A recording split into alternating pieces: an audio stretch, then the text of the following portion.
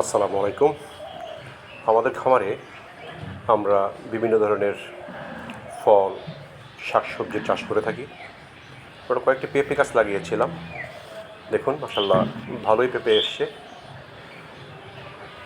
এই গাছটা ৪ মাস আগে ছোট্ট একটি চারা কিনেছিলাম, সেখান থেকে পেঁপে আসছে। আপনারা যাদের খামারে জায়গা আছে তারা খামারের পাশাপাশি কিছু ফলজ গাছ যেমন পেঁপে, লেবু, কলা এগুলি লাগাবেন। যদি জায়গা থাকে শাকসবজি চাষ করতে পারেন, মিষ্টি কুমড়া, লাউ, বিভিন্ন ধরনের শাক যেমন লাল শাক, ডাঁটা শাক, পুঁই শাক এগুলি লাগানো যেতে পারে। আমি সব কিছুই লাগিয়েছি, আপনাদেরকে আমি দেখাবো। এটা আরেকটি গাছ, এটা তো বেশ পেঁপে ধরেছে, তো ৪ মাস আগে লাগিয়েছিলাম।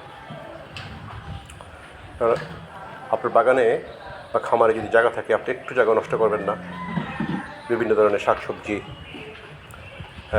ফলের গাছ লাগাইতে পারেন, স্বল্পমেয়াদী যেগুলি এগুলি বেশ। এই গাছটি অনেক বড় হয়েছে, এটা গত বছর লাগিয়েছিলাম, বেশ পেঁপে আসছে। আমি ধারাবাহিকভাবে আপনাদেরকে আমার খামারের অন্যান্য যে শাকসবজি লাগিয়েছি এবং বিভিন্ন ধরনের কলা গাছসহ অন্যান্য গাছ লাগিয়েছি আমি অন্য একটি ভিডিওতে আপনাদেরকে দেখাবো। সুতরাং দর্শক, আমরা একটু জায়গা নষ্ট করব না, পুরো জায়গাটি আমরা ব্যবহার করব। তাহলে আপনার নিজের খাওয়া দাওয়া চলবে, পাশাপাশি যদি অতিরিক্ত উৎপন্ন হয় মানুষকে দিতে পারবেন, বিক্রিও করতে পারবেন।